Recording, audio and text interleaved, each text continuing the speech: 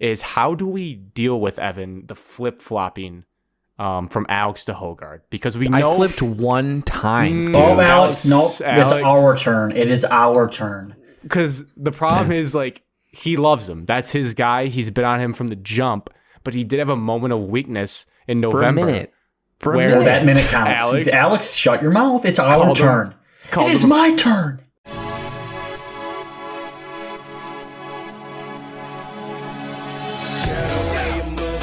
Cheers to episode 105.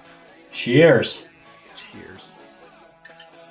I took a page out of Alex's playbook. I'm drinking coffee. Is it plain water? Water in an O'Toole's mug. Oh, wow. Tonight is Tuesday, January 10th. It is 7:14 p.m. Welcome into the number one sports podcast in Michigan. We have live action between Michigan State and Wisconsin, which we're all rooting for Michigan State because Wisconsin basketball is the scum of the planet. And the Lions finished with a record above 500. We did it. We have a winner in Detroit. Loosely. Winning record. And two winners of predicting records. Yeah. I'm going to give a 3-0 sweep. Evan was more bullish than us by one game, but our predictions to be all within one game. Evan might have just given them another win because we said 9-8 and he wanted to be different. I'm going to go with that. And they should have had another win. You know, a few probably, so. Yeah. So, with that being said, to preview tonight's show, we'll have our weekly check-ins. As always, 1 week removed from Alex's Aquarium Aqua New Year's Eve party. Let's see if he's got anything else cooked up for tonight. We have Lions football. Michigan State versus Michigan played basketball against each other, which completely slipped my mind that we could have previewed that last show. I thought about that last week. I was like, we didn't even discuss it. But we are a recap podcast as we've discussed, and we had a lot to recap last week. And then we have a continued circus around Michigan football and Jim Harbaugh. It will not end. It will never end. Alex gets his wish. We continue to talk about it. And miscellaneous, we did have some massive things happen in sports outside of Detroit. We had a college title game. We had NFL playoffs are set. And the Tigers did trade. I believe he was an all-star. Wasn't Gregory Soto in the two-time all-star? Two-time all-star. Cheeto hair. Traded. Whoa, Alex. He had flaming hot Cheeto hair. He dyed it red. It looked like flaming hot Cheetos. It was blue last year. Oh, wow. Flaming blue hot flame. Traded him. Did you say blue hot? You said blaming blue hot. No, blue hot flame, like a flaming blue a flame, hot. a blue hot flame. That's a thing. Okay. Traded him to the Phillies. Look up propane for me one time, Alex. I know what blue flames look like, Grant. We will start with. Do either of you want to do your weekly check-in first? Is anyone dying to get it off their chest? No, it's not really exciting. January depression is setting in across the country. Is that? I did something. I didn't do nothing. What'd you do? Well, then I'll go first. I had another busy week. Work, practice, game. Did you win? No, lost by 3. Oh wow! Missed a game tying 3 at the buzzer. No. Had a good look. And then over the weekend, I turned down going to Birmingham on Friday. The burn. Had not really a late practice, but got over in the later evening, and it was like my first free day off in like 3 weeks, it seems like. So I was like, no, I'm sleeping in. It's okay, Evan. I spent Friday alone. You deserve it. I wouldn't have been up there until like honestly, 10 anyways. It was pretty nice. Yeah. So and then Saturday, just a college basketball buffet in the morning. And then I had family Christmas. Late family Christmas. Friend of the podcast, Cody, was there. He's part of the family Evan, now. Yeah, he's family, not a friend. He's part of the family now. And then Sunday, I ref 10 basketball youth games from 9 a.m. and I didn't get done until 6 o'clock. Wow. Nonstop, straight through every single game. You didn't even have a hot dog lunch? I had a slice of pizza. Oh, that doesn't I had a sound couple good. snacks here and there. I had a bag of fruit snacks and a granola bar. And then Okay. I was chugging water. This is Hoopsters, isn't it? Yeah. Come on, you didn't go get your hot dog chip drink combo? No, because I still don't do have that? time. I don't have time. Didn't you say it's not at Siena anymore? No, it's at I would eat those Tecumseh. in between games. Tecumseh Hot hosts it. dog, chips, play. They don't next do the game. combos anymore, Alex. Yeah, Siena was a different, Alex. That's a college. Yeah, it was sweet. They did have nice combos. Yeah, so like I have been putting off of like buying like new shoes for myself just because I like Okay. Oh, like this is they're just exciting. shoes. Like I don't need them, and You do. I'm on my feet so much that my feet like hurt. They kill. What Like shoes you been my wearing? ankles are like I feel like my ankles are swollen. My ankles are going bad. I'm pretty sure I have nerve damage, and I'm pretty sure Nerve I damage, Evan. I plantar fasciitis in my left foot.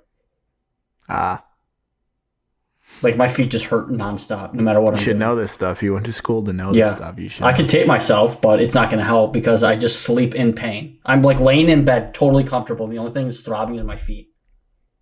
That Do you have is rough. Ice, that icy sounds hot. Evan. horrible. That sounds actually It's really bad. bad. High heat. You need heat. No, he needs new shoes, Alex. You missed. I the need beginning new of shoes. this. I need more support No, I because didn't my miss shoes are that just. part. I'm just not sure it's just shoes. Evan, do you have those? You need insoles. Why? I don't have I feel like I insoles. can picture. Do you have Dr. like Scholl's. those Air Max 270s? Is that what they are?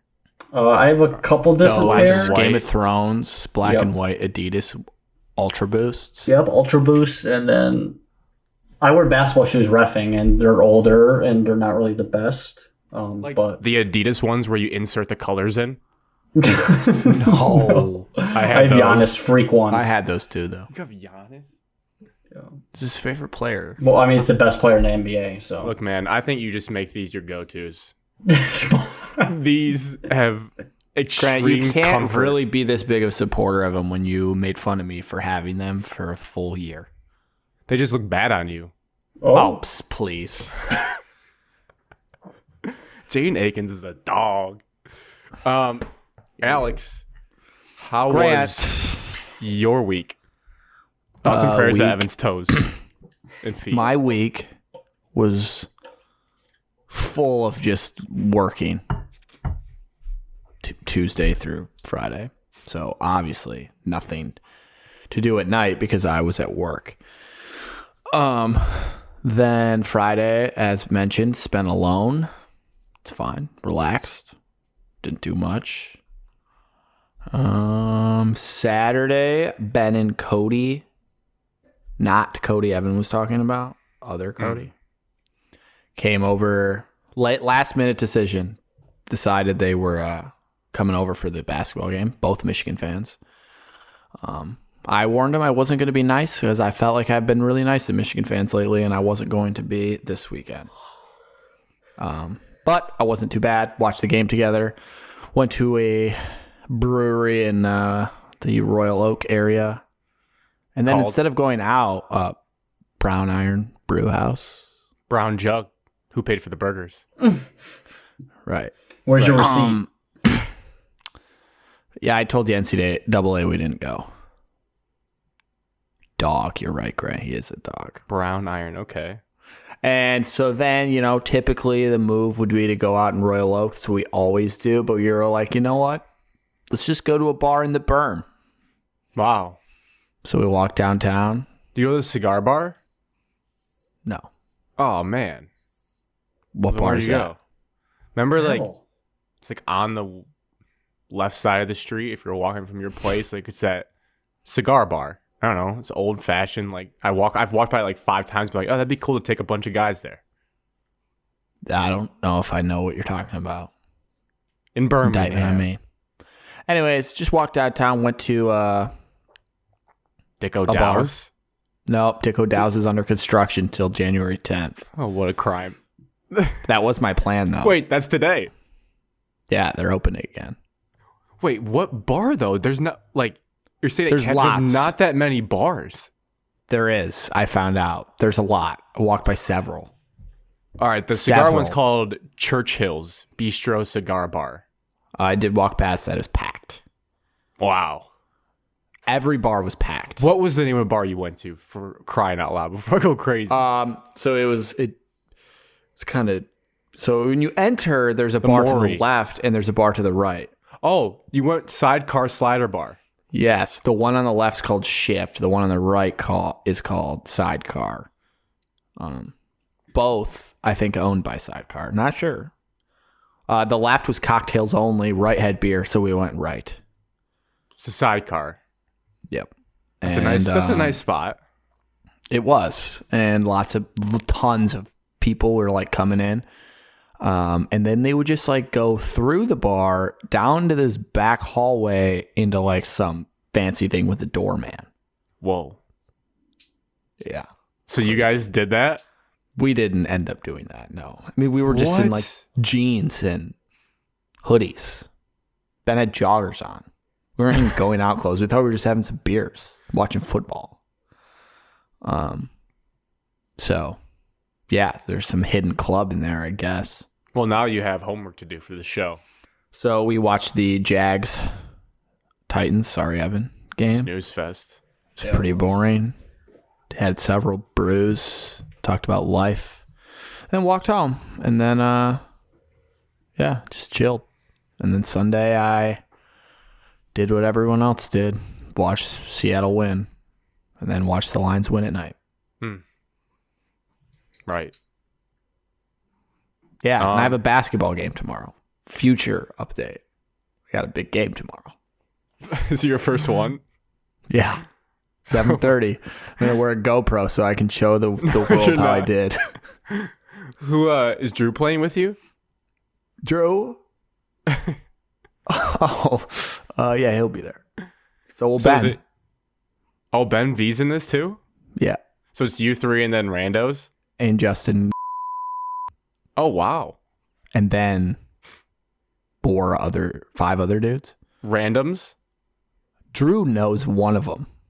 That's how we got on this team. Has this group all met before? We will meet tomorrow. Oh, it's going to be so awkward to see starting lineups. I can't wait. It's like I am basketball. You figure it out. No, but that's awkward because then it's like... Yeah, it's awkward for 30 seconds, and then you're like, no one cares really who starts. And it gets kind of real though once it's like time to sub and you're like, no, I'd like to win. Yeah. If they all suck, Ben and I already talked about this. What will happen? What if you guys are the worst? That'd be the probably worst case scenario. That would be That's actually the I would best be case surprised. scenario. You think so? Yeah. I think that'd Wow. Sub you can't in really 3 or play 4 loose minutes if you here and there. suck. be humbling though. Be humbling. Like I'd be afraid to shoot if I was the worst player. And I really want to let it fly. Of course you do.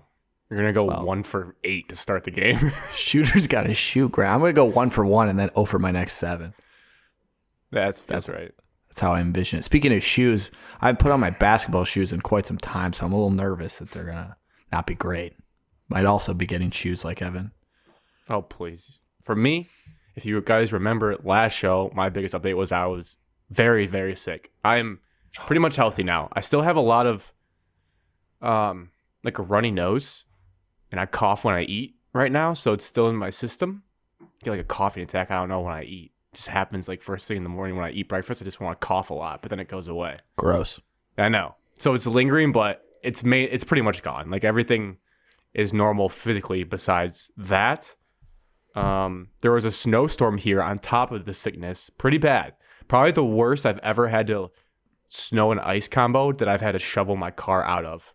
And I have like a little shovel I bought off Amazon probably a month ago in case a situation like this happened here. Because the way my apartment works is if it's over like 3 to 4 inches of snow, they will plow it the next day. And I was like, what if I get stuck? Or like this week, it started snowing on Tuesday. And it was so much they waited till the storm ended. So they didn't plow till Friday.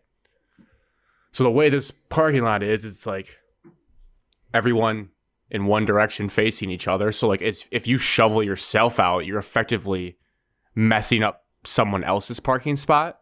So there was like these big walls in between the cars of where if you turned into it, you'd get stuck.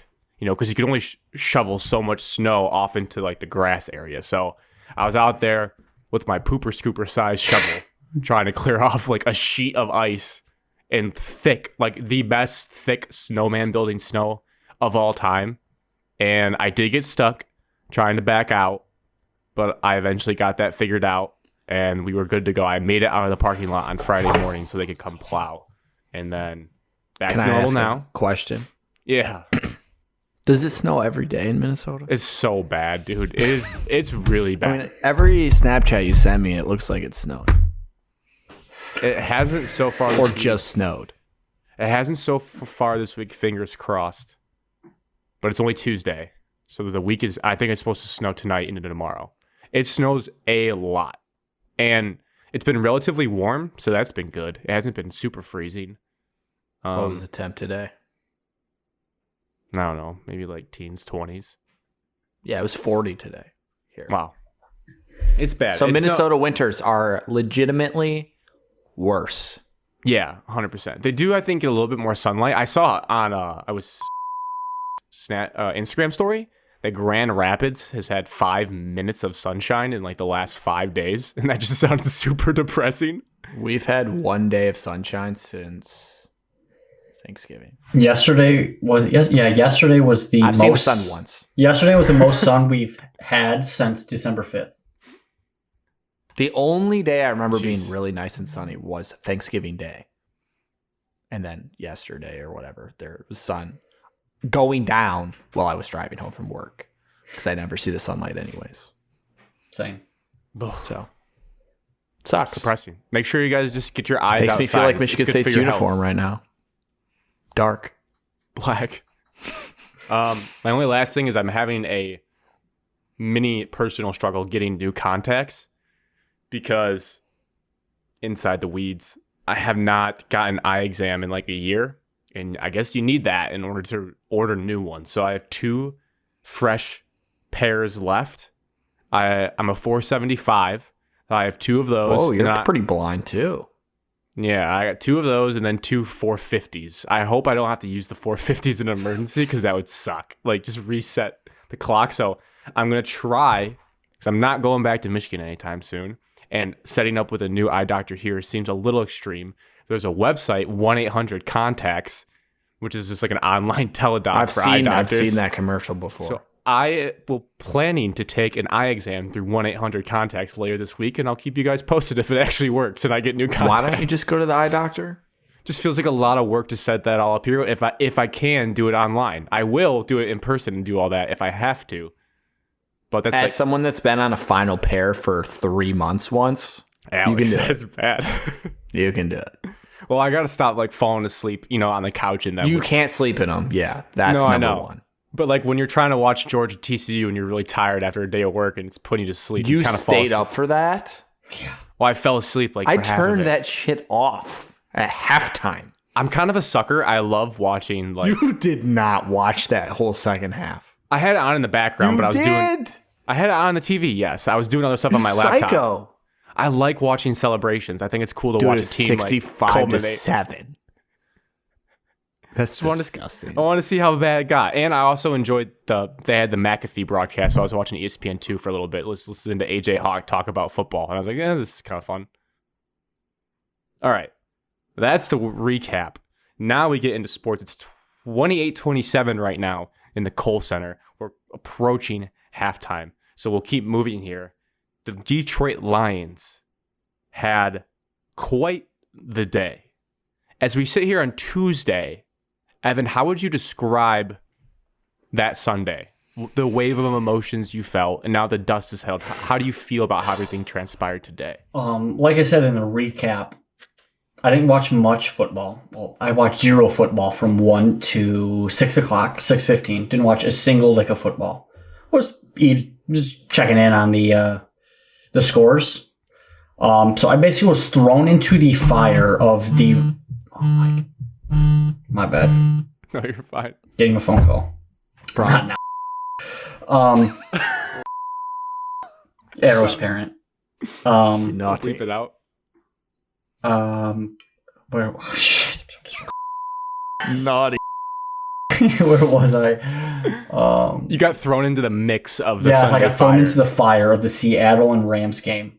I think at the time it was tied. I think it was tied 16-16 when I finally started watching football. I was more upset and more invested into that game, I would say, than the Lions game. Like, I cared about the Lions game, don't get me wrong, but like I cheered the loudest during the Rams Seahawks game when he doinked one off the upright. Oh, yeah. Big moment. Completely disappointed. I would say I was more upset that Seattle won than I was happy that the Lions won. I'll put it that way. Well, that's depressing.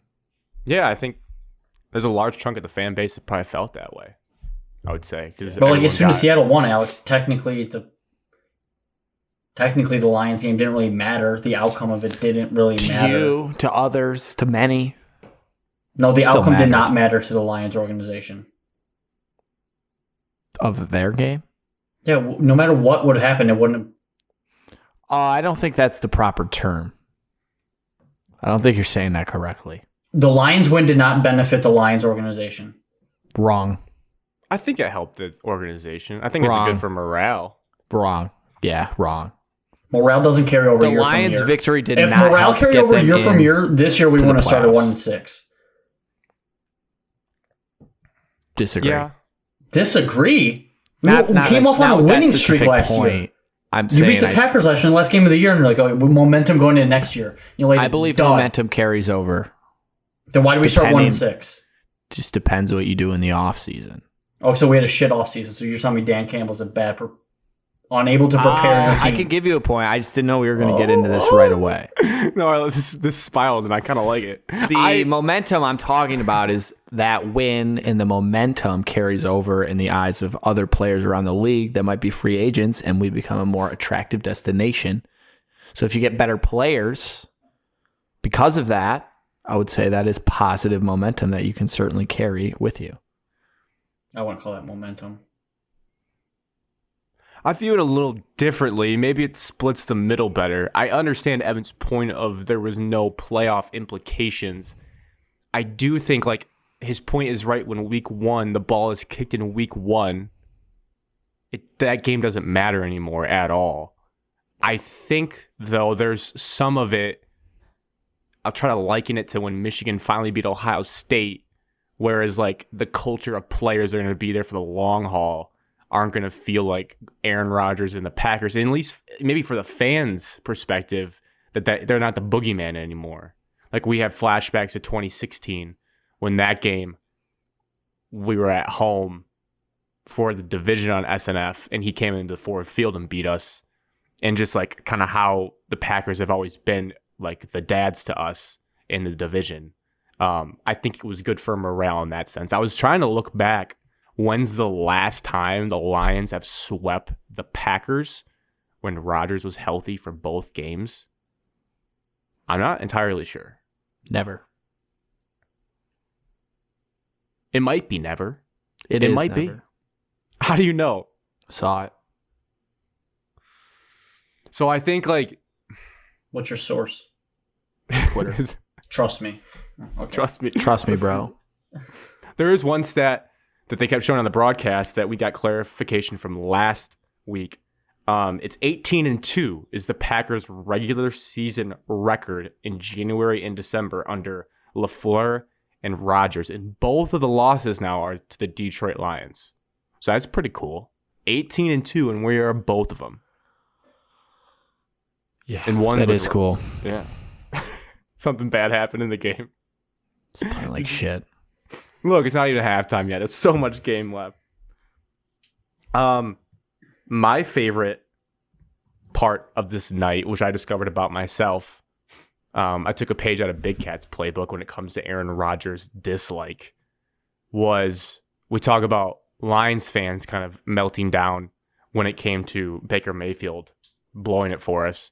Packers fans, after our game, I went on the Odyssey app before I went to bed, put in my headphones as I brushed my teeth, and I just clicked on 107.5 The Fan, Green Bay, And oh my God, was that fun to listen to, of people calling the Packers post game. And I tweeted it out, so it might be a spoiler for those that follow us there, but a radio caller actually called into that show and was like, this Matt LaFleur guy's got to go, man. We got to hire either Jim Harbaugh or Sean Payton to turn this franchise around. And I was just laughing to myself at like, oh my God, we broke them, at least in this sense. One guy was like, I'm so tired of hearing how people have to come to the frozen tundra of Lambeau Field. This team's not built for that.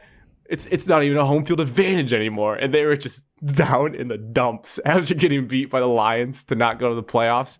And so that in that moment, I was like, this is really fun. And I'm going to fully enjoy this moment listening to this fan base that's had it really good just cry, for lack of a better term.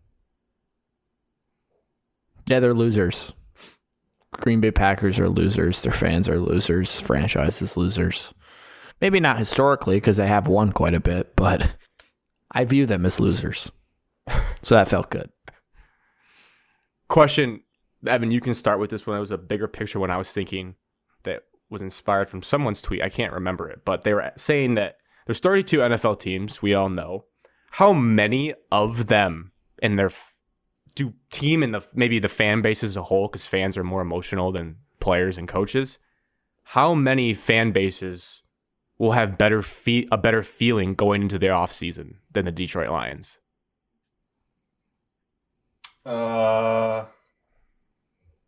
Better or the same? Sure. Just want to make sure. Obviously one with the Super Bowl winner. Super Bowl winner. Probably, if you... Super Bowl. It's hard, which is why I was really thinking, I was like, we're definitely top 5 of good vibes going into next year. I know the number. It's an opinion, Alex, but I like that. It's a fact. I'll say probably around 8. 8 or so, depending on how the playoffs shake out. I would say around 8. Because, I mean, there's a lot of teams in the playoffs that are built to stay in the playoffs. I was Super Bowl winner.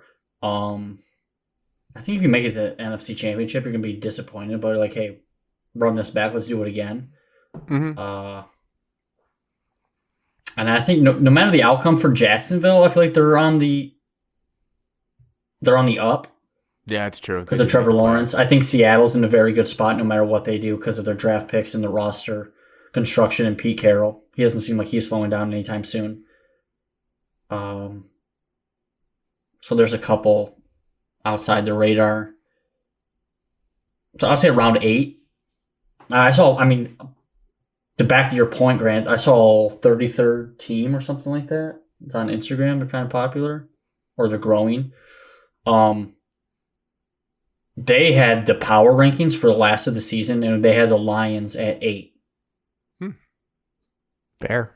We're the first team out of the playoffs that high. So I was shocked when we were at 8. But I mean, playing better football right now than some playoff teams. Just the 1-6 start. Yeah. Alex? 6 teams. NFC Championship game, AFC Championship game. So those 4 teams. And then Jaguars and Seattle. Yeah. Phil's right. What about the Chargers? No, because their coach is a moron. Made the playoffs more than Dan Campbell has. Yeah, it took him three years. For now. Dan's got 1 season left. That's a better record. Well, probably him, but he also played his starters in a game that didn't matter, and 2 of them got hurt. So who's the real moron, Evan? Rashawn Slater's coming back, though. He's still a moron. We drafted him in our mock draft. You guys did. I drafted Micah Parsons. Well, you got overruled, so you go down with the ship. Both good players. Good job by us. For the actual game itself, don't have to get too in the weeds. But the biggest thing for me, the trend that I noticed throughout the game, is we did not look great up front offensively in the trenches for a while in that game.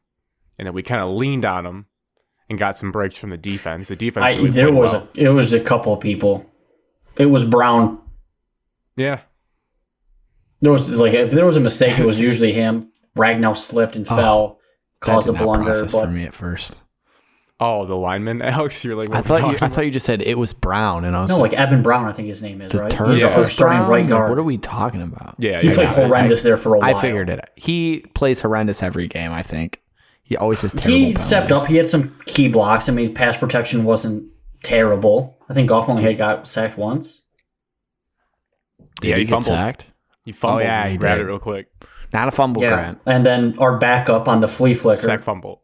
had the hold. Recovered. He didn't even have a hold. He had a tackle. So Yeah. I would say the starting group collectively, I'd give them a B plus. But Yeah.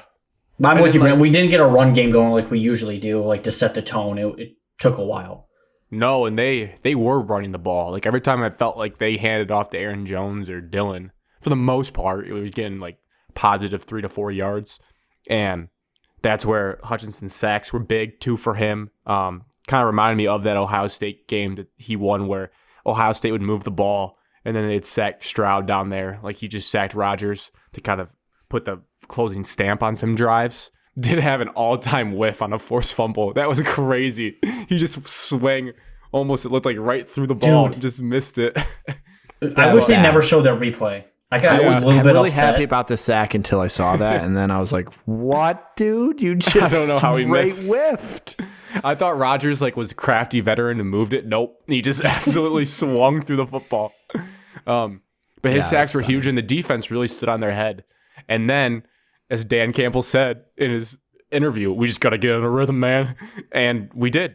And Jamal started finding some creases. We started running the ball much better in the second half. Jamal finished 16 for 72, 4.5 per carry, so not bad. And in the goal line situations, looked pretty good. Got a walk-in touchdown down there. Yeah, it kind of just came together where the defense was able to hold them enough in the first half where things could have gotten out of hand. And then they actually woke up in the second half offensively and got things going a little bit. Now that's what winning teams do. Talks. Complimentary football. I'd like to revisit one of my predictions. I said DeAndre Swift would rush for 1,000 yards. I am an idiot. I was wrong. Jamal Williams would rush for 1,000 yards. That's what I meant. Who saw that coming? Not me. Yeah, no one probably. He always for Jamal though. He's so good, but he just looks like he's moving in slow motion. Like it's almost. I remember the two of you hated on Jamal quite a bit at the beginning of this season. I would like to know if you guys have changed your tune at all, or do you still think he sucks? I don't think he sucks. I mean, he just He's not as talented as Swift. Everyone knows that. Huh? He's not as talented as Swift. We know that. Correct. But he does his job really well. Get the ball off, fucking idiot. Yeah, it's just a horrendous. He's benefiting from getting all the goal line carries.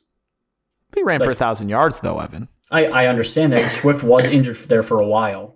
Where Swift wasn't getting handoffs in the run game, it's more pass catching back. He said yesterday he played with a high ankle sprain the entire season. Yeah, I believe it. They were saying Ragnow's going to get surgery.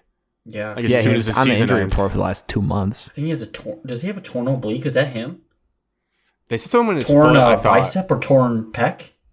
No. They said something about his foot, but that was carrying over from last year. I don't know if it was the same injury, but I thought it Swift was has an something. arm pec problem too. It's shoulder into his, yeah. Jamal ran the ball 262 times. One thing I will never discredit this man is his durability. The dude's an animal. Like he just does Gotta not resign quit. him, Alex. Somebody might throw a bag at him. No, he doesn't want to leave. He said he doesn't. Dude, yeah, everyone can say that until you get handed a Jamal boatload is of cash. a different kind of guy. Boatload of cash. Alex acted like he's best friends with the dude. What NFL team pays Oh yeah, running Jamal backs told me, anymore? dude, he's not leaving no matter how He's a much. different What, kind of cat. what NFL team pays running backs anymore? Really? I can think of one. San 49ers. Francisco, because they No. I was dropped thinking a bag to get Cherry McCaffrey. World because they just spent a bag for Zeke when Tony Pollard's probably better right now. Tony Rams Pollard's have a done free it. agent. The Rams have done it. Some of would these happen on teams the that don't field. have running backs could use one. I mean, what? No one's gonna drop a bag on Jamal when there's Tony Pollard, Saquon's a free agent. There's good running backs out there. Yeah, but can't Saquon's a Saquon free get fifth agent? year? No. He's the year before Daniel Jones, wasn't he? And Daniel Jones is already going into his 5th year. No. Guys, I have no clue. I'm sure he's going to get re-signed by New York. Daniel Jones' 5th year is next year, so that's why I'm just trying to see how many people had more rush attempts than Jamal Williams, and I'm struggling, but I'm close. Butler down 11 grand to St. John's. We're not. We got suspended for the rest of the year. We don't play. Oh God, your teams are all bad. Kentucky down 10 to South Carolina. Sorry to get distracted, but all 17. Your teams suck. Where's rushing attempts? What do you want? I found it. I'm sure there's more. He was 7th. Nick Chubb had to be up there. Josh Jacobs had to be first. Derrick Henry 349. Josh 349. Imagine 100 more handoffs to Jamal Williams. 100. 100. Jacobs had 340, so he's very close. This is built to last. Cannot take that away from Jamal Williams. Kirby Joseph, he was talking to smack after the game too, and you just can't deny the kid. I think he said something. They asked him about Rodgers' longevity, like if they'll see him again. He's like, yeah, I mean, I'd like him to come back. I'll just keep making plays against him, to paraphrase. And I was like, damn, that's like aggressive from a rookie. But when you stop and think about it, he picked him off 3 times this year, and he should have had a 4th. He should have a 4th. Like his perception of Aaron Rodgers, like if we're like, yeah, dude, this guy's like good. Like we've watched him our whole life. He's probably like, who's his favorite player growing up? It's like this guy's probably bad. Like he He's a picked him off Packers fan. 4 times. Kirby Joseph was. He's a Packers fan growing up, and Aaron Rodgers was his favorite player. He's had 1 solid interception on him. The other 2 of them were just let's floaters. be honest, we could have picked the other ones off. 2 of them were floaters, and 1 was a batted ball that he just jumped higher than his teammate to steal it from him. Okuda. Also true. Tough. Oof, tough comments from Brad about Okuda today. You want to get into it? I thought he said there was just an up and down season because it's his rookie year. He said he did some good things and he did some very not good things. He's a rookie though. And we'll revisit if we're going to re-sign him or give him the option or whatever. Look, he's like 2 years to decide that. No, Okuda could have helped against Green Bay. There were some plays. I'm not going to say names. We all know who I'm talking about. Warrior? They come in the game and it's an instant deep ball that gets completed on their horrible. Head. See, I wasn't going to say that. Player. I'm just talking about He's positives. not getting re-signed. That's a free agent on our team. Okuda could have helped. It's actually crazy that Warrior was like a lock. It was a lock corner last year. I worry that Kirby Joseph is similar, just at a safety. Did you see but I think Kirby's only going to get better next year when he has a competent safety with him. Like Tracy Walker's going to come back. Kirby is a dog. Kirby is good. The all 22 he makes of his pick was some mistakes. Someone said, yeah, but safeties are on the island. Like, yes, he's like a fine ball pick guy. That's all you care about. That's all you need. He makes back there. mistakes in the run game quite a bit. He hits Could hard. care less. He hits front 7 figure that out. I don't need my safety to lead my team in tackles. Evan, don't care. Tracy Walker would like to lead the team in tackles. That means that's a different safety. He's the strong sides. Kirby's the free side. I'm wondering, Deshaun Elliott was pretty solid. Yeah, he's really good. We should resign him. I would say Deshaun Elliott more of a it's like the scheme and like your personnel, who's out there, Alex. I just wonder what's going to happen though with Tracy Walker, Deshaun Elliott, and Kirby. There's Deshaun Elliott lines up next you could still play Malcolm too Rodriguez. high, and Deshaun's got either a zone or he's running with the tight ends like he did most of the time. So you're going to just move Deshaun up into a nickel type of guy. We run a nickel linebacker. Yeah, you only on passing down situations you only need 1 linebacker. 4-1-6. Who would you rather have run with the tight end? One of your linebackers, or would you rather have Deshaun Elliott? If it's the same, that's if it's the point. Rodrigo's 5'2" or Anzalone's 5'6", I saw Derek Barnes try to run across the middle on somebody's crossing route and he couldn't catch up. Hey, Derek Barnes lays the boom on people though.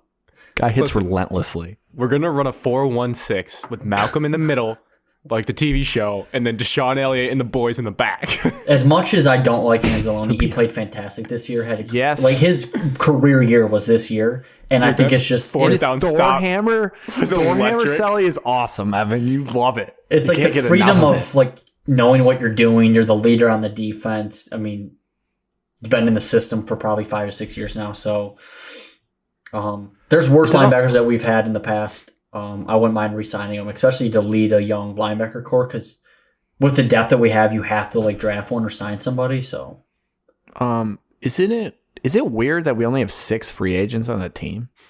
Is that normal? Alex, It's you're asking extremely. questions I don't have It answers is to. extremely. It's extremely low, Alex. But you also got to think that. Okay, Patricia got rid of everybody that would have been free agents now. And then Dan cut Campbell and all them got rid they of didn't like. Patricia's guys. Yeah. And then half our rosters through the draft or unsigned free agents. So you got to think of that. And Wyatt has no hope for this youngest team in the NFL. That's so random to What a bring up joke. right now. What gave a me joke. hope was the flea flicker, although called back. Dude, if I was J-Mo, I would go J-Mo's with that. so Running around the fast. house, I didn't even realize that it was a flag until I came back and sat down. It's devastating. I was a begging late score to bug. I was begging to curse out like the NFL and just like I was guaranteed Burn down that Roger it was Goodell's not house. a penalty. okay And when I they just first paused suplex it. him to the ground. When they first paused it, his hand was like Trey Flowers again. It was like on the shoulder pad, and then they ran it a little bit longer, and he got full face mask. I was like, well, No, that was the Kirby pick, Evan. oh, my bad. Yes, the hole he had in wasn't it Evan position. Brown? Yeah, Yeah. no, it was Just Nelson. throat choked him to the ground It was from Nelson. behind. It It was was Nelson. terrible. It was a terrible, obvious penalty that was so unnecessary. Well, My bad, mixed him he up may have with been Playboy, sacked so. if he didn't do that. Nah, Jared's elusive. Yeah. And the QB of the future, officially. But first things first, I think with JMO, the buzz was like, could be a Tyreek Hill player for your team. That play confirmed it in my mind. He caught that ball, and there's two guys that like were around his area, step for step, that you think could make the tackle, and he just shot off like a dart, like just because he had to slow up to catch it. It barely got over a DB's head, and then he's just gone. He was just also stumbling, too, a little bit. to the Like crib. his arms flailing and then just extended like 6 yards past him. I was like, holy shit. Dude is lightning. Yeah, also I mean, had a it drop, was- and he is human, Grant, so maybe he's not very good. No, he is good. I think that That was a weird ball to catch as a former wideout. That's a weird spot because you're coming back. You don't know which way you should flip your hands. He just let it get into his body. He'll be fine. He's not a possession comeback did receiver, though. you guys see Ben Johnson's comments prior to the game about Jameson? No, I did not. Please fill me in. And just like, We're going to run a flea flicker to him. no, they thought that he would be further along in terms of, I don't It's know. good to hear. He's got all off season now. Like it's I'm guessing, this is just a hunch. I think you're Jameson seems like a guy that, you know, thinks he doesn't have to maybe study as hard as doesn't. others. He doesn't. I'm guessing he just doesn't have a great grasp on the playbook. And that's why he's not playing 40 snaps and he's playing 10. And I then think you it was line up like- Ben Johnson's comments. It seems like that could be a thing. And when you're I think that he could've good and meant- that Ben better fast, come back so he doesn't have to learn a whole new playbook again. Evan, Dan's an offensive guy. It's his offense. Ben's more- done nothing. It's more the people that were in front of him because, like, even Khalif Raymond had like a career year, and with that many receivers in front of you, who are you gonna be like? Yeah, I know you're a veteran that we all respect. You're just out now because JMO's like healthy off an ACL. True. I mean, did they see JMO though? Yeah, they see him every day in practice. He should Alex. have. They hang out with him. Should have 3 touchdowns on 3 catches this year. Jared underthrew him, and well, then he took that- that one to the crib. Leads into Ben V's question. He says on the year there was 9 targets for JMO that led to 1 catch. Any concern on the ability to get him the ball? So Lions fans, the sickos like Ben, are already thinking about concerns for next year after a dub in Lambeau Field. Anyone It's want to absurd. entertain this? That's absurd, Ben. No, I think it's only gonna get better. Like Ben, that's just a ridiculous thing to be thinking about. I think Ben's a little panicked after watching, Michigan lose to TCU. He's a little negative like me. He's like, what could go wrong next He's in a year? bad headspace. I think, yes, Jared's not a perfect deep ball thrower, but the beauty of JMO is you don't have to be perfect. They're going to have an offseason to actually work with each other. They didn't like the practice timing and like together game at all. speed and They're going to be working. We're going to see those pictures on Instagram of just Jerry and the boys. But his point is valid because we are very, very, almost I think getting numb to how amazing the dynamic is between Amon-Ra and Jared. Yeah, dude, You're not going to see that with Jameson. You're going to see his like completion rate is never going to be that high, I don't think. Amon-Ra is a freak. Isn't it the highest completion rate between a quarterback and receiver in the entire NFL? I thought that stat was on the broadcast. I know this through Amon-Ra's. This was his second year? Second year. He's a monster. Tied for most receptions by a player through 2 years in a career in the entire like history of the league. It's the amount of footballs he's caught, tied for first through 2 years. So yeah, like when you think about Jameson, he's not gonna have that. But that's the beautiful balance we have now. We have a guy that's there for those, and then we have a burner. Jameson will have more high impact plays, and I think they'll figure it out in the offseason. So just calm the nerves a little bit going into next year. Zero concern. My only other things that were notable, a few, was one, the Dan Campbell again, primetime game. He just delivers a moment where you're just like, you know what? We might have some problems with timeouts, but I kind of love that this guy's my football coach. When their sideline reporter, is it Melissa Stone now? Who is the sideline? No idea. It was halftime. They cut to Dan coming out of the locker room, and usually those are like the most boring things of all time. Like think back to, Greg Popovich and coaches like that who don't care about those. Dan's just got a fat lip in, and she's talking about how your team found out you're not going to the playoffs right before kick, and goes, yeah, we just don't want to keep them from going, man. That's what we're playing for, man. And it's just like, yeah, I mean, that is just monkey brain, what we're all sitting there thinking as Lions fans. Like, yeah, I mean, we just don't want to see Green Bay go. And he just verbalizes it, and you're like, I'm kind of glad this guy's my coach, even if he makes some dumb decisions. I'm glad he said it. Like, I'm glad he's told, like, the entire world, that everybody watching, like, we have one single motivation. I know a lot of people would be like, oh, we're going to compete no matter what. We're playing an NFL game. We're here to do our job. I was sick of the media. They're all week. They were like, well, will the Lions still play hard if they're not playing for anything? Like, should this game really be on Sunday night? Dan just shot that shit down right away. No, we don't want them to go. This is the media. This is America's fault because everyone wanted Aaron Rodgers in the playoffs. Everybody wanted Aaron Rodgers in primetime. That's the only reason they got it. The Lions did not get the primetime game. Aaron Rodgers got the primetime game. Yeah, but the Lions made it their primetime game. And MCDC walked in there and took it from them. Yeah, that's why that game mattered better if he was just like franchise. If they were just like, hey, Dan, like, what are you guys playing for? He's like, oh, man, I don't want to see him go to the playoffs. That's basically what he said. This is the only thing if he would have just like really said what he was thinking.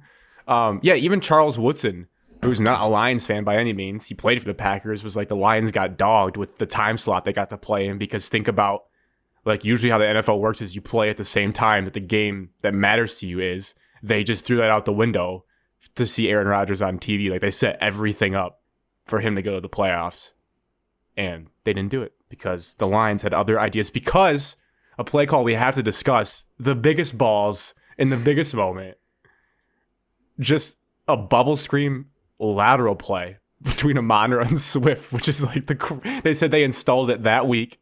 They got Panay out, who just smothered, I believe it was Darnell Savage, just buried him into the Green Bay turf.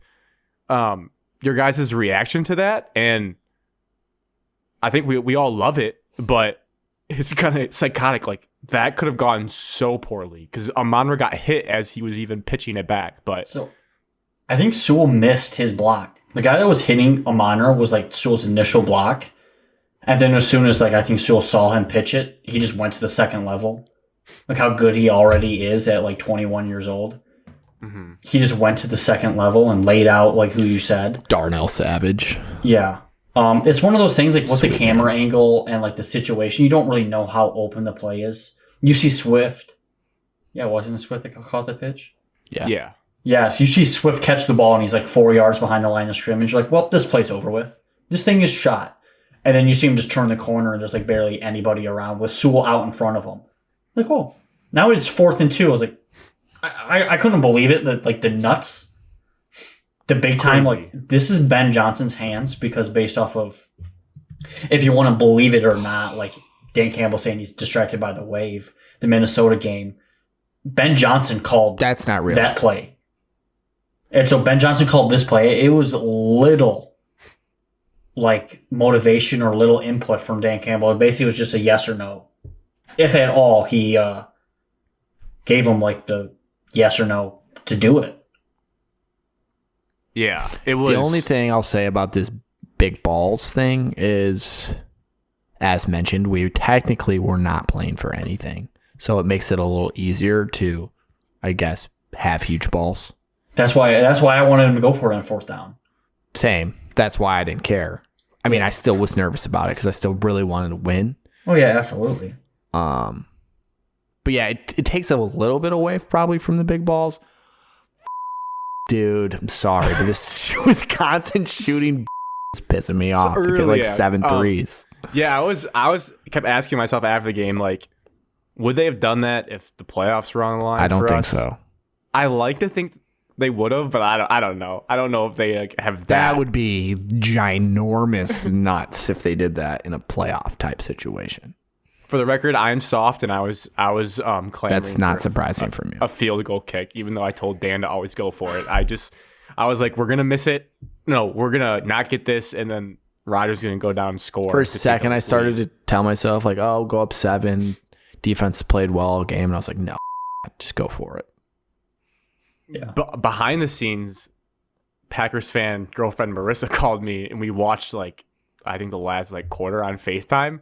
And she told me today because she was like trying to play some like board game she got. It was basically Sudoku. She was just playing that to distract herself during the game. She didn't even watch. What a fraud. No, she's watching it fully. She was a little bit ahead of me like this basketball game, so she just kind of like go back to playing her game, and I couldn't see. And then later today, she's like, "Yeah, I was actually like really pissed off that whole time. I was just trying to hide my emotions." And I was like, I wasn't insufferable, but I was thinking about all the things that broke our way, like the Kirby pick, the crazy lateral play. Oh, the butt cheek catch by Amara. Yes. That's what it was. That was awesome. Because I was like, did you just see that? He just caught the ball with his butt, and she pretended like she didn't see it. And then today, she's like, "Yeah, I saw it the whole time. I was just fuming, so I didn't want to say anything." And I was like, I'm not sure why you guys would watch that together. Seems like a terrible idea. We got all the breaks, and it was awesome.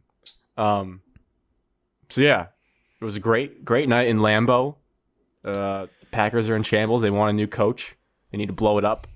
Well, let's not get crazy, Grant. Let's talk about the radio callers. But the last thing is shout out to the Lions social media team. Absolutely unloaded the clip in Week 18. They knew they weren't going to have to play anyone in the playoffs. They weren't going to see the Green Bay till next season. And they kept every receipt possible. They had that TikTok, I don't know if you guys saw, of the 8 and 9 with like the fart noises. And then they had like that team one where they had all the media people talking about us. And there's this FTP on the final score. Just like, I was like, oh my God. And then there's the story of our coaches get on the elevator saying you can't lose to that team. And then someone else from the Packers is like real classy. And they're like, your quarterback said it. I just love that we're just going into the Lambeau all chippy. Like the whole organization came out with the dub. So great night. Great night for everyone. We have finally finished above 500 for them. Now transitioned into college hoops, which we're watching, which I feel like the listeners, if they're dialed and watching along with us, they'll realize things are picking up in this game, but there's still a lot of game left. We're chugging through. Michigan played college basketball, the team we're watching. If you like offense, this game was not for you on Saturday. It was gritty. It was gross for long stretches, but ultimately at the end, the better basketball team won the basketball game, as things tend to go. What were your guys' thoughts to the victors of this game? Your reactions and the feeling of relief that you had for the smack talk from Hunter Dickinson that you were able to beat him again in Breslin. Evan, you should definitely lead. There's nobody I hate more. He's like I said at the beginning of the year. I said Drew Timme was up there until we play Hunter Dickinson. Is he the biggest villain in the rivalry's history? Yes. I think he is. I'm not going to give him the villain credit. I just think he's a loser. He is a loser. He's a villain, Alex. He's a bum. Brazdeikis didn't even talk this much. He's a shitty guy. Brazdeikis could back it up, and it was only 1 year, so you got over it. The only reason Dickinson's still here because he will never have an NBA career. He's a moron. Seems likely. So, like, going into the week, I was like, Michigan's struggling. We're playing all right basketball. It's at home. We're whatever, 18-3 in the last, like, 21 against them or something at home. 3-3 under Howard, and all home teams have won. So, Yeah. and then, like, the comments are coming out, and then, like, the Twitter trolls, and then it just gets into a fan, I hate you, you hate me thing. And it just got super toxic, and that's what I hate the most. And to where now I'm, like, nervously pacing before tip-off. Now I'm standing and watching the entire game. When I should just be enjoying the afternoon and just watch Michigan Beauty State of a basketball. villain. Just get you on your feet. Yes. You were that worked up, Evan. Oh, I was hate watching. I was probably equal amount hate watching, cheering for Hunter Dickinson's demise than, like, actually cheering for my own team. But you were nervous the whole game. Yes, because I just hate, like, when we were up 11, I was like a comfortable lead, and they started getting back into it, and I was like, this is the end. Because that's the beauty of villains. Like, that happens because could you imagine if they had pulled off a comeback and then Dickinson does some, like, antics as they leave the floor? Like, that would make you want to throw up. I That's would drive to East Lansing. Because of all of his antics beforehand, I knew that there was a 0% chance we would lose. So I'd never felt nervous. very Well, Izzo does see all the social media stuff. He's not on it, but people tell him about it because he's had comments in the past about people saying stuff on social media. So he definitely tells his team. The team knows it. He knows it. So there's really more didn't think incentive there against that one player. It hurts that he certainly scored was the hoping first that bucket he of the sucked. game. Yeah, and then he did his stupid little I mean, he tried to, like, wave pump to up the crowd. or whatever. Such a loser. This is going off of Izzo and him had beef last year in Ann Arbor. So, I Yeah. mean, there's some personal... Yeah, maybe he wants to come on our podcast when he's done with his He's not podcast. I will I've not thought be on the about podcast if he joins. not to give him to spend too much time on him specifically, but he is, like, the biggest villain. I try to figure out lately, like, how much is a WWE act and how much is, like, if you sat him down. Like, I think he knows what he's doing a lot of times. It's not 'cause he helping said his team. he did drop before the game that he really respects Izzo, which I guess, like, no one cares that he said that because Correct. you've already burned the bridge. But I think, like, in his, like, I think it showed, like, he's not a total, I don't know, like, basket case. Like, I think he understands kind of what he does. And I think in a weird way, he needs that. I don't know what his motivation is like, but I've heard him talk before that, like, he needs to have people hate him to, like, fuel himself. I do think it would suck sometimes to be his teammate, though, because, like, you're not asking for all that hate, and now you're on this team that everyone hates. But it's a weird thing.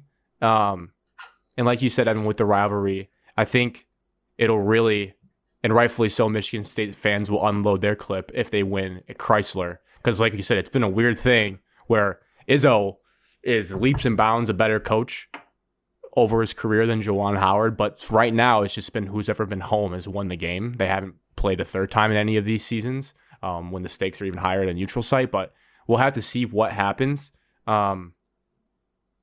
The last thing on Dickinson was he, again, had a nice stat sheet when you look at the end, but as a basketball observer of him, he didn't have a very efficient game, especially in the first half where he was kind of forcing a lot and the touch wasn't there, had a couple in and outs. But the strategy, I think, from his own crew was the right one, obviously. Double almost immediately, make him kick out, which he did. He did a good job of finding the guy open on the perimeter. Maybe a one more pass here and there from the guys, and they just couldn't make threes. I mean, Jet made one early, and then he made another dribble pull-up. Dickinson made one, I think, and that was it. They were like 3 of like 20-something. Dickinson made the one right at the end of the game. Yeah, so his Jet made 2. I think Buffkin made 1. I don't think so. I think that kid missed like every deep shot. No, that was Joey Baker. Joey Baker did go 0 for 3 in like 2 minutes, and it was impressive confidence from the kid. The That shooting on the other side wasn't good either, though. Horrendous. 5 air balls from one squad. Yeah. Yeah, stunning. Yeah. But at the end of the day, the grittiness of the guard play was the biggest factor. I mean, you could tell, like, I didn't, like, deep in your fan brain, like, maybe Doug McDaniel can, like, be fast. No, he's just too young for the moment. I mean, that's just, like, if he's having these problems and he's a junior, that's a problem. But, like, you're going into Breslin, the rowdiest place in the Big Ten, playing Hogard and Walker, who you're shorter than already. I mean, Hogarth's huge for a guard. And it's like, Be nice. What are you going to do? Guy's and they a made baller. credit to them when it mattered most. Some of those shots were just big time. Like the Tyson Walker NBA 2K bounce off the rim for the 3-pointer. That was a dagger. I was His like, celebration oh my was hilarious after that. Yeah, just running down the court, and then Hogard had a couple flip shots in the lane that went in, and he's good. Malik Hall even had like a sky hook almost like around Dickinson at one point, and I was like, yeah, I mean those three guys just carried them to a win. Just good basketball players down the stretch, and the defense was legit. I think that was a wake up call for some people. And I was curious to watch how like Bufkin did in that, and he was, for the most part, I thought, especially the first half, he was a little overwhelmed with the intensity. But he's a gritty player, and he stuck with it and made some good layups towards the end to the rack when opportunities were there. But I think it's a good growing experience. My question for you guys is actually just for Evan. Alex isn't allowed to weigh in until we tell him. Is how do we deal with Evan the flip flopping from Alex to Hogard? Because we know I flipped one time. Oh, Alex, nope. Alex. It's our turn. It is our turn. Because the problem is, like, he loves him. That's his guy. He's been on him from the jump. But he did have a moment of weakness in November. For a where minute. That minute counts. Alex, shut your mouth. It's our turn. It is my turn. Called him a fraud, capital F, in a receipt text message that we will always have. I don't know. Do we put Alex on a trial period, Evan, and say that's like, ridiculous? I was in his freshman season when you guys said he was a joke because he shot like 9% from 3. You called him a fraud. This year, I was trying to motivate him because his attitude was dog shit. No. Yes, AJ and I are close personal friends. You did what you hate with all fans, and you overreacted during a non-conference stretch of basketball. And thought I did. Terrible. Forever. I did something that I hate when everyone else does it. Okay, I'm a human, and I had a moment of weakness. I think Evan. I think he's on probation until the end of the season. You can't put me on probation. Alex, as somebody that has hold on, Alex. As somebody that is a diehard fan, and picks a diehard fan and rides with said player for way longer than I should, you just got to lean into it. You got to go silent though when Joey plays like absolute shit. Like Joey hasn't played shit. I'm not talking about Joey. Joey played bad on Saturday. I'm not talking about Joey. I rode a Foster lawyer to the brink and still do. He's good. I mean, he led the country free throw percentage when he sucked, you would just pretend that nothing was happening. I'm sorry I leaned into everyone's hate comments and I felt like I just had to jump into it. And you're soft. No, you were a weak man at that point. I was angry with AJ because I was mad at his attitude because his attitude was the reason he was playing like shit. Nothing to do with his talent. That's what you should say. That's what you need to say. Well, I was hot-headed, Evan, at the moment. And so your first thing he says is to call him a fraud and just basically just jump off the train. That's what everyone else says. I think, is the fairest thing is that you are I'm on not probation. going on probation. That's absurd. No, I think you are. I was his only fan. Only fan his freshman year. Brad always made fun of him, and then he jumped on. And then now we bond over it together.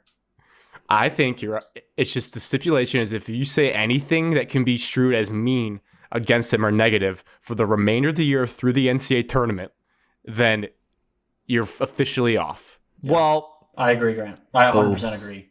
100% Especially agree. after the shot that you made. Well, I have one question then, because remember what Evan said about Peyton Thorne right away? And now Evan is dying on his horse, so why isn't Evan never on probation I never Peyton Thorne? flip-flopped. You did. You said Peyton Thorne will never start and never be anything at quarterback. Yeah, that was before he ever even snapped the ball. That was him as a backup behind. Yeah, I think that was more just saying like Russo's going to be the guy, but then once Evan laid his eyes on Thorne, he was in. I've never faltered. I've never altered. I've never said anything bad about Thorne since then. You said you were on, and then you're off, and then you're on, and then you were off again. Oh, whoa. I was off for a good 5 minutes. Let's not act like I was off. Yeah, but that's more off than I was ever on Peyton. I actually wasn't even off. I just made a mean comment about him. That's being off. Calling somebody a fraud is like a biggest smack in the face. Third base, basically. I'm almost to this text that Evan sent that was very mean. And when I asked you about it, in person, when Evan showed me on the Michigan-Ohio State game, I said I was mad because AJ wasn't playing hard.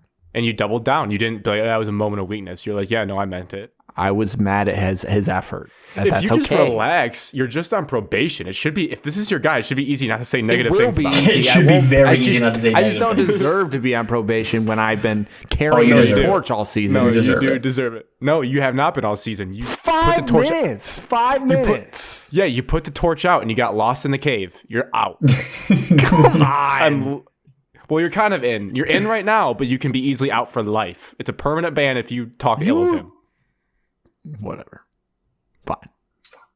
All right, good. It's absurd. That's my only I'm going to question find I this had. text. I'm going to find this text. Just 'cause Why it don't you wasn't- just search it? It was a great day I for can't Hogard. remember what you said, so I can't search the words because I don't know what you said exactly. I just know it was mean. It was a great day for Hogard fans. And said I just something kept if- thinking to myself, I wonder if Alex, like how he really feels right now, because it's his guy, but What, Grant? I was just saying that it was a big day for Hogard on Saturday against Michigan. And I was like, I kind of feels dirty if Alex is going to support his guy, posted him on his Instagram story. I'm like, he called that guy a fraud like a couple weeks ago. A couple weeks ago, it was in November. Yeah, couple weeks. I know you think couple is only 2, which I guess technically is a couple. That but is. I think several weeks ago then. Fine, semantics. A few weeks ago. Well, you guys can't ever be AJ supporters. Well, Evan can't, at least. I just saw his last I was- shot attempt. So I spent 25 minutes today looking at his stats. He's improved in every category. Fun fact. well, he can't get Like that, worse from his okay. freshman year. Yeah, dude. The bar was God, so I low. told you guys that he had something, and you just didn't believe me. You didn't believe Dude, me. he set the bar like JV level. And I said he'd be all Big Ten.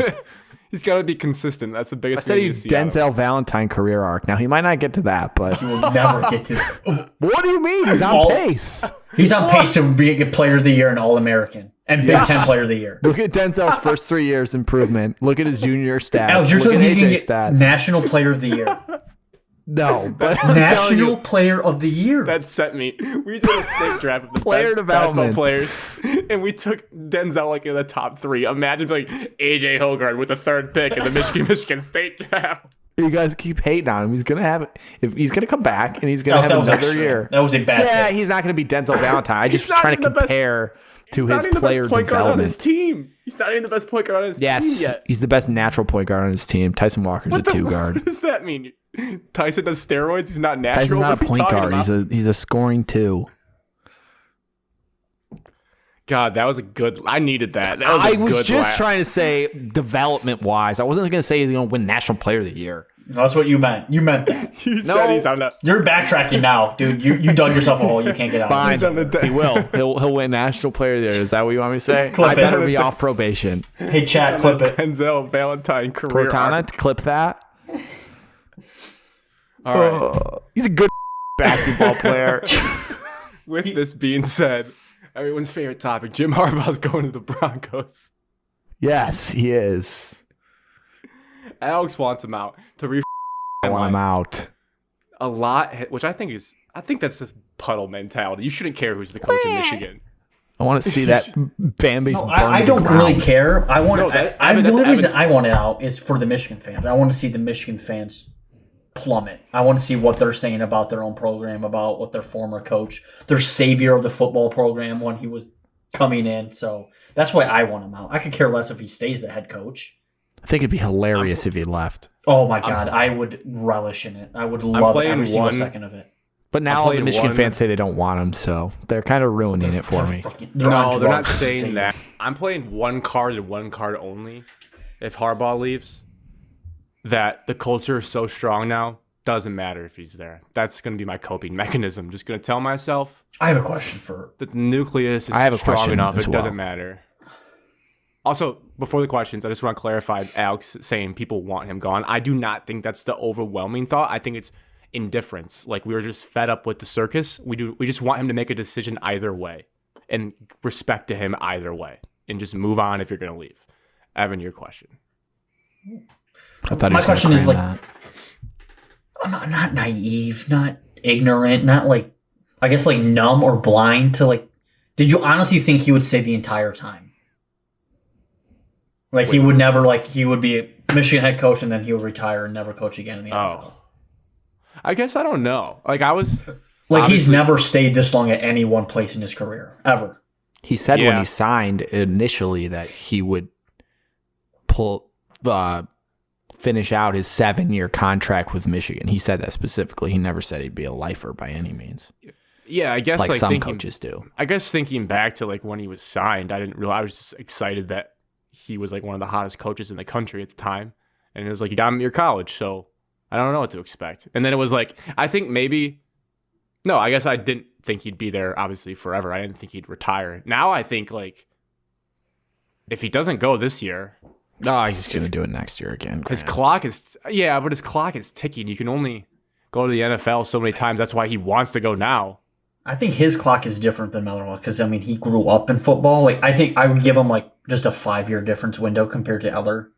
Yeah, he's probably like a Bobby Bowden. Like, he'll coach until, like, it's done. Yeah, like Pete Carroll. Jim Boeheim. Like, all they do is breathe football. Like, that's all they growing up to. So, like, the window is a little bit different, but not too far off. I mean, you got age and you got family and stuff up there, but...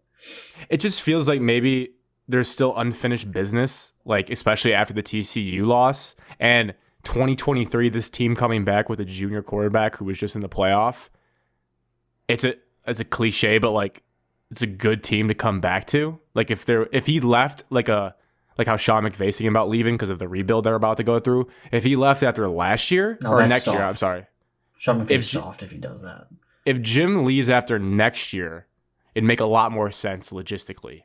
But then again, you never know when NFL jobs are going to be open. But it seems like there's going to be 5 NFL jobs open like every single year with how like need it now our culture is, where like everything has to happen right now. So, but just in case people are like unaware, I guess all the things that have happened since we last recorded was we found out that the Panthers stuff was Jim Harbaugh and his agent reaching out to them. Like, we want to talk to you. It was not David. Yeah. So backstory on Jim Harbaugh is he was like a Lamar Jackson type where he negotiates his own contracts. He hired an agent this year, which I believe the smoke is that no one knows the name, but I think it's probably John Harbaugh's agent. The smoke is that he has as big of an ego as Jim does. The agent? Yeah, and it's making it even more worse. And I am in the message boards, yes. Yeah, that's a and message I can give board you guys thing, some dirty information, but I'm trying not to because Evan doesn't like that stuff. No, it's not against my team, so you can rattle them off if it's There's not a lot of shit that I read. If it's not Michigan State related, I would believe every single second of it. Alex, why are you wasting your time? Dude, it's $1. It was $1. No, but I'm like the act of like reading it though. I guess it is a fun story. It's hilarious, and it's like the circus. My team's out. Like, I need something to do if I'm bored for a minute. Is he on the next plane to Denver?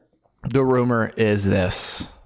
As of earlier, like Sunday or so, before he interviewed with Denver. Okay. There was a growing belief that Michigan put a fat contract on the table. And they thought the Michigan people themselves thought he was going to sign it.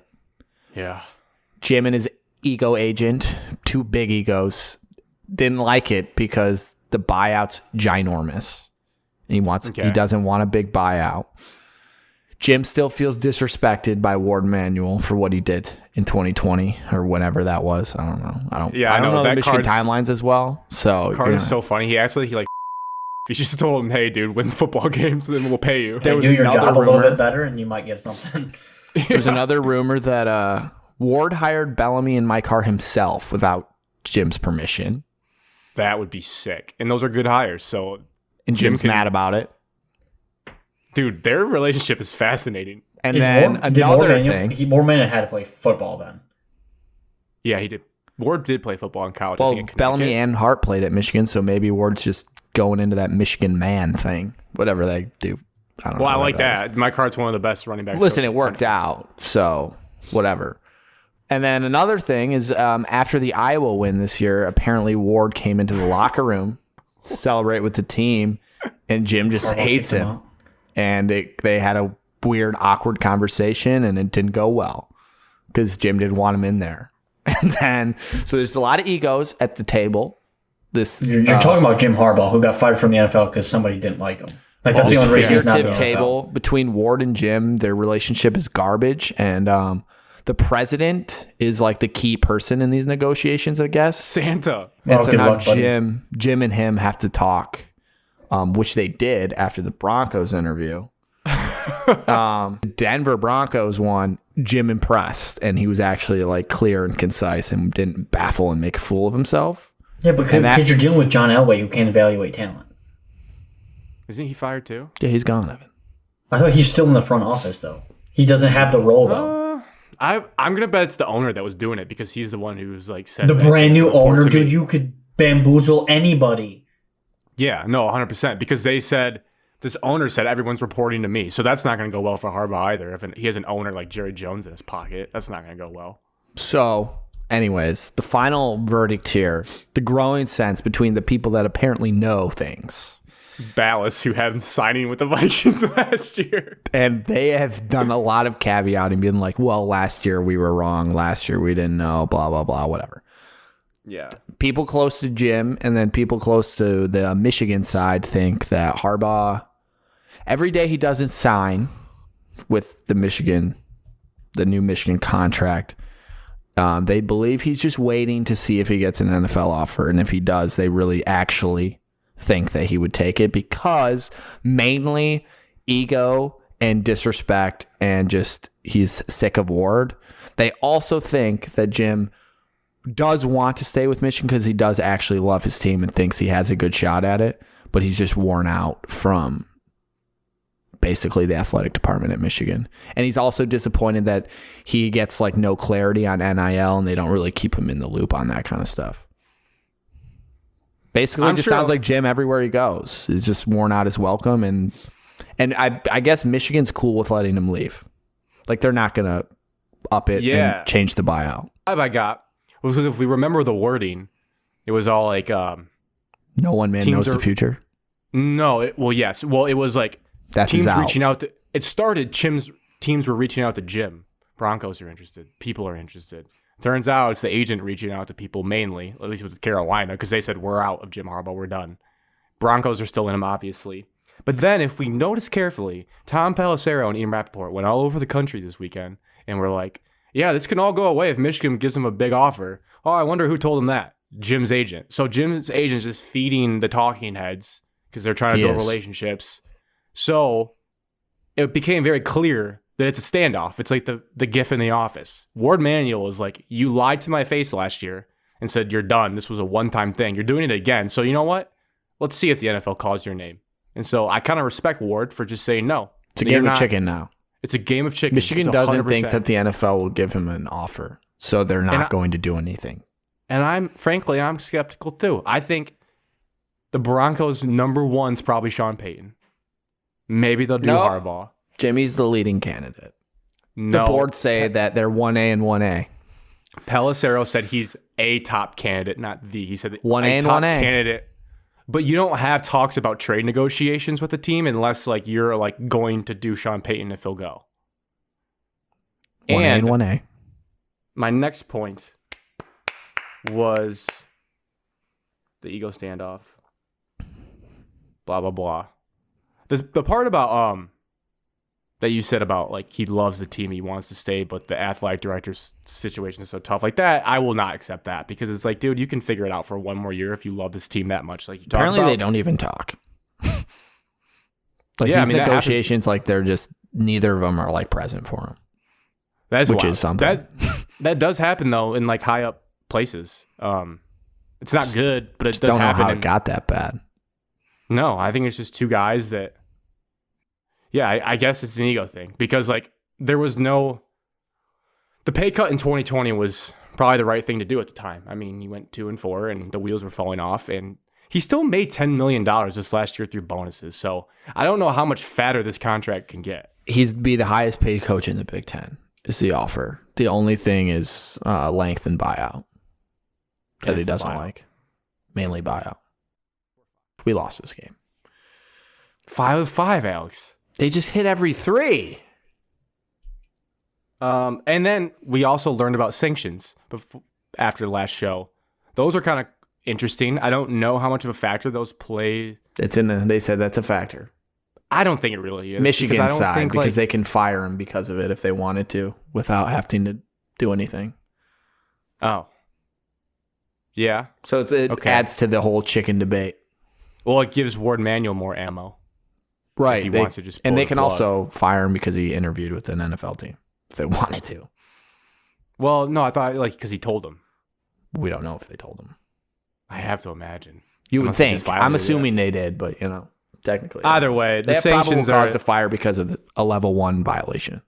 the sanctions will not much to talk about right now until we know the actual suspension. But I'll be pretty upset if the suspension is high because I don't think, from what we know, it was that big of a deal. But we'll see. As we're 57-54, 4.5 left, we got timeout on the floor. Oh no, I gotta Watching be quiet. Evan's delayed reaction Evan's was way bad. funny. I'm gonna stop looking. I did the exact same thing. I looked up and then Evan was like, I thought you were mocking me. No, it was a fast break to fast break. My question to you as we go to timeout, guys, is Harbaugh worth all of the headaches if you were a fan of Michigan? Would you put up with this for back-to-back Big Ten titles? Because I'm inclined to say yes, and that's why I'm trying not to sweat too much because this all happened last year, and they still won a Big Ten title. But it's a fair question. Is it worth the headaches? Because it's a headache. I think yes. I mean, it's the off-season shit show that you have to put up with. I mean, like, you think Michigan's built itself back up, the program's built back up, but Harbaugh built it back up. But also, the grass isn't always greener on the other side. I think no matter... Like, if he comes back, I mean, it's perfect. But if he leaves now, you're if he leaves, in you're like the getting situation worse no matter what, at least. You're in the situation where, like Michigan State was with Tucker. You're signing him late. You're getting closer to February. You have second signing day coming up. Everybody can back out. I mean, your whole roster could be depleted. You don't want him to go just because of that reason alone. Yeah. If you want him to leave, you want him to leave after Thanksgiving. Like next year, if you hypothetically lose Ohio State, you want him to leave after that game. That leads me to my last juicy rumor was that Michigan has begun backdooring candidates just in case. Oh, that's sick. I love that. I mean, you have to. You have to protect yourself. And the name that's hot and popular is Bill O'Brien. No, it's not. I mean, you got to think of people that are actually like available. Yes, Grant. That haven't been taking over a program. Bill's going back to New England. He's going back to New England when they fire Patricia. I mean, do you want Bill O'Brien? Do you want Cliff Kingsbury? Which one do you want? Cliff Kingsbury is absolutely not an option. Neither is Lane Kiffin. Cliff would never go to the college because he's got like $15 million a year coming his way for like the next 7 because of that extension. Oh, I think Cliff's done for yeah. And the guy at Arizona, that would be disgusting if you guys hire him. But he was your defense coordinator, Jed Finch. Yeah, Jed Fish. Yeah, he was your defense coordinator. It's either Jerome Moore or it's Luke Fickell. He's the other name. Luke Fickell's not even a remote possibility, Grant. Yeah, it is. I watched me pump this propaganda. It's not. The minute that Jim signs with the Broncos, you're going to get one tweet from our account. It's just going to say Luke Fickell. That's actually never happening.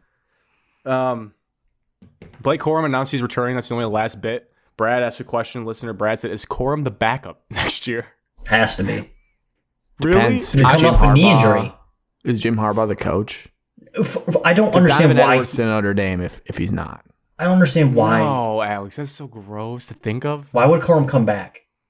I was wondering that too. And also, Corum even said, there is no one more year. It's going to end in a disappointment. The fact that you think you're going to be able to three-peat, you have to look at your roster and collectively look and be like, are we comparable to Alabama, Georgia, Clemson, or Ohio State? Yes, they beat Ohio State twice. You're comparable to one team. Talent-wise, but they can win that game. Yeah. But it's not going to be worth it. You're not going to be... It only makes sense that Corum came back because he's like a 3rd or 4th round pick anyways. So Corum can't test... Corum doesn't have an NFL combine.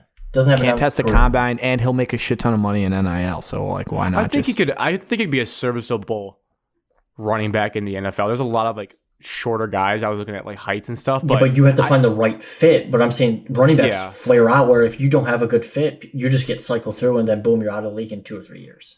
That's why he's got to go make money in college, Evan, and get that degree. If his workload is the same as last year, it might be tough for the NFL. But I think this was a weird case of when the injury happened, the bad taste from the postseason, and the fact that he can't test for the combine. And speed is his biggest question right now. And I think he's like, you know what? I'm going to probably make over $1 million. Anyways. True, but off the injury. Those guys need to though. Evan, the later round guys, mid round. It's not like he was. It's not like he was in a Jabo where you saw everything. Like the kid also didn't even get to play Ohio State. He hasn't really played against Ohio State like 2 years. He barely played against them in the home game. It is surprising. No way. And it was alarming on the Rich Eisen show that he was just like, yeah, I don't know if Jim's coming back. I'm coming back, though. I was like, I love this kid. He's just like, I'm back. I'm coming back for the school. Yeah, he doesn't care if Jim does. He said he'd like him to, but doesn't care. Wilkins, that's a live reaction. That's such an unnecessary text when I'm rooting for Michigan State tonight. Did he say that we lost?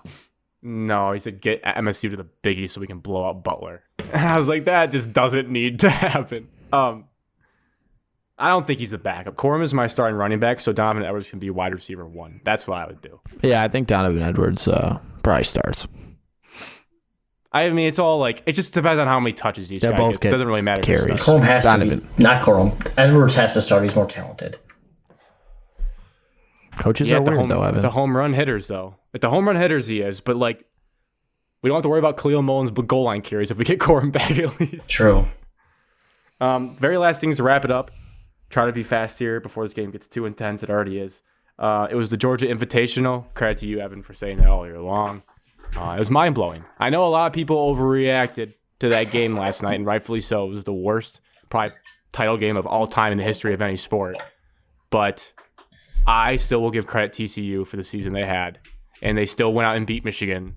And they only lost one other game before then. And they really beat Kansas State in the title game because they crossed the plane. But a lot of people are like, oh, college football's broken. It should have been Alabama. I mean, then the regular season doesn't matter then if that's the case. And we're getting expansion, so Alabama can play their way into it in future years. But for this year, the way it's set up, TCU belong there. Alabama didn't deserve it. They didn't represent. Right. They didn't represent their division. They didn't win their conference. The only thing you can argue is that maybe the committee did the seeding wrong. That's it. If you wanted a better national championship game, you could have put Michigan and Ohio State in one game, Georgia and TCU in the other. Then you would have had your 65-7 blowout on the other side, and then Michigan or Ohio State would have played Georgia. Then everyone that would be okay with. Yes, that would have been all right. Yeah, just change the seeding, which is what I wanted when they came out. I said that should have been the seeding, and Evan said it too. It's not the 4 best teams. Well, I mean, you got the 4 best teams at the moment, correct? But you got the seeding wrong. If you which really matters. Thought. Granted, we got the 2 best semifinal games we've gotten, or 2 of the best. Yeah, because they just backtrack. They penalized USC for losing, but they didn't penalize TCU for losing. Yeah, the committee's broken. Well, only one more year. They're idiots. They don't watch football all year. Only one more year. They don't sit in Grapevine, Texas. Ward was on it. He was probably busy with all the contract stuff. No, Ward's not doing that. The president is. So we have that. Oh, Cam asked a great question that I'm curious. I don't have an answer for. I really don't. He said, after last night, if you were a Michigan fan, or picture if Michigan State was in the situation, would you rather have lost to TCU the way Michigan did? Or let's say you beat TCU, but then you lost 65-7 to Georgia in the national championship game. I would rather lose to TCU in the semifinal game. That is kind of where my gut's at, as loser mentality as that might be. 65-7 is so embarrassing. You would never hear the end of it from any fan base ever.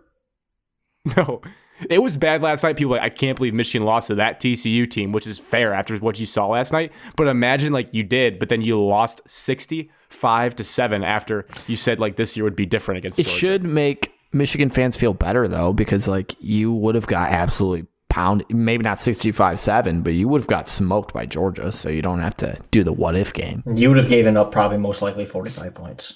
At least you don't have to play the what if game. You don't have to be like, well, what if we got a chance? Like, no, you didn't want a chance. We had a chance this year against Georgia. FYI, there was probably one team that had a chance against them. I saw some Michigan accounts saying that Michigan would have won against Georgia.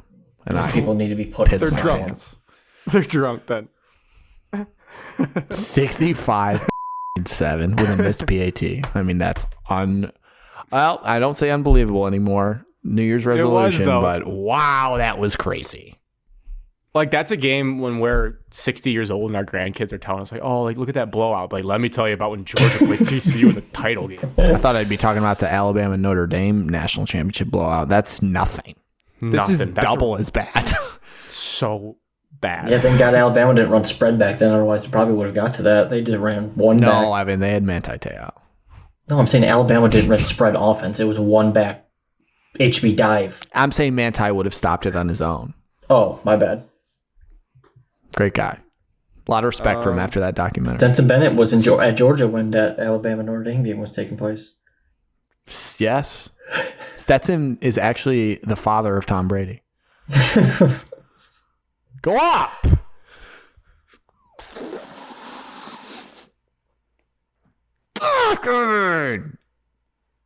Evan's getting more delayed. No, as soon as Malik got it and he started backing him down. We were waiting for your reaction. When you're screaming and you're fist pumping, I know what happens. Quickly, so people know, for the playoffs, I'm going to ride with the Vikings. Alex is with the Chiefs, as his sweatshirt says. And Evan is with New the team Chargers. this year. His team didn't make it, and he missed a free throw. Are you just Justin Herbert stan? A herb sexual, as they call him? I am a herb sexual. I wanted the Lions to draft him that year that he came out. I thought he's better than Tua because just his size and his build. Mm. God, Evan, you're such a smart guy. Dude, this drafting stuff is so easy. They overthink it. It's just so stupid. You know, it is pretty easy. First round, at least. Sometimes. He got it!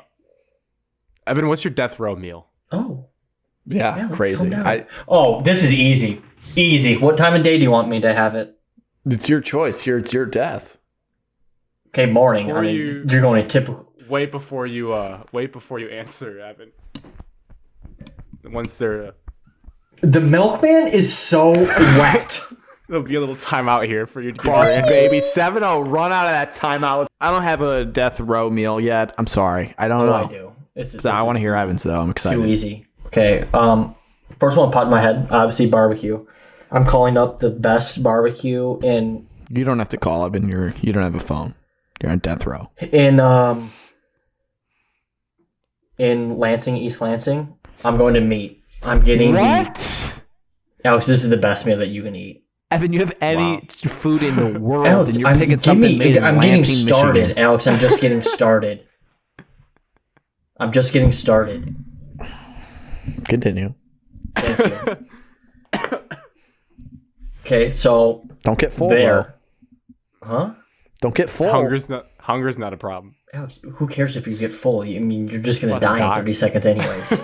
Like, you won't be able to eat everything if you're full. Alex, I think if you knew you were going to die, this is your last meal, I think you could just who cares if I Probably throw it just up? be I'm just throwing gonna up keep on eating. everywhere. Yeah, I don't have to clean it up. All right, get on with it. Okay, so I'm doing a meat platter. Okay, the appetizer, wings. Huge wing guy, wings. Okay, meat platter, burnt ends, brisket, venison, backstraps. Jesus, a lot of meat. Okay, cornbread, mac and cheese, potatoes. For dessert, I want they call it like the slutty brownies or a brookie. I want a cookie brownie mix. Top it with ice cream and like in a skillet. Oh, that's good stuff. I know That's exactly easy. what you're talking about. I can picture it. That's easy. That's my meal. All right.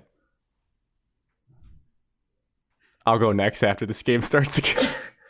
We might just have to wait till the end. This game's crazy. Solution season. Sit down, Alex. You're doing it. Podcast live reaction. 1 minute remains for all the people listening now. Dude, Chucky is so fat. This is just I mean, the two AJ best point Chucky guards in the going Big back Ten. to back at like that is just.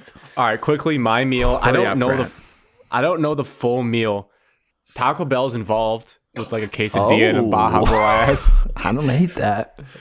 Probably a nice steak from somewhere. That felt like it had to be on my list. I want some Kobe beef. I've never had any. Why'd you say it like that? Kobe beef. Because it's not Kobe beef. It's Kobe. Is it Kobe? Yeah, I think it's Kobe beef. Wagyu. Maybe like Wagyu. I want some Wagyu too. I want some of that. I gotta have both of those before I die. Maybe like 4 pieces of sushi, like a nice like tuna roll. Now you're mixing foods and I'm just not on board. Yeah, I knew Evan wouldn't like that, but I would want to like try so many different things. Not try, Like, just I guess, like but like I would want chicken- multiple things. A chicken quesadilla, a steak, 3 sushi rolls, a Mountain Dew Baja Blast, Baja Blast would definitely be there. and like for a me. banana cream pie sliced. Ew, worst dessert ever. Why are you guys laughing so hard? Worst Because dessert ever. your 55 palate is seconds, just we're a live. mixture of everything. Well, the problem is, like I would want to combine several things. Yeah. I've never had Kobe beef or Wagyu beef, but the way I see it on TikTok, it looks incredible. I feel like I gotta have some of that at my final meal. I love sushi. What about some lobster and butter? I don't want to eat any Taco Bell. I don't think I've had enough in my life. But I want a Baja Blast. But if you're dying, you don't have to go to the bathroom, so you don't have to worry about the I think you should go, Alex. You just get it as nasty as possible. So, like, after you die and you soil yourself, when you're a dead body, they have to clean it up. Disgusting. It happens. You soil yourself after you die. I kind of want a nice Cuban sandwich. I do love no, sandwiches. That's weird though. I just They're don't all think right. I need Cuban one. sandwiches are all right. Well, granted, I don't think AJ I've is ever. taking this game over. That's what he should do, Alex. Because he's Then a we- goddamn solution. I told my parents I wouldn't say goddamn either. The Tigers, We're not talking about them. they traded Soto. We're not, Grant. Traded We Soto. already talked about that. Traded Soto. Wow, AJ running his mouth to a And bunch of white I'm just Wisconsin people. I'm going to end the show, but then I'm going to leave the Zoom going, so I'll just clip out the end of this game if it goes well. That's the show. I shot of MS everywhere. Hope you enjoyed it. Follow us along Spotify, Apple, YouTube. Stay tuned for future shows, as always. Like and subscribe. And to close out, cheers to episode 105 and to a good finish in this basketball game. I don't like Wisconsin. Cheers. The Donut Boy.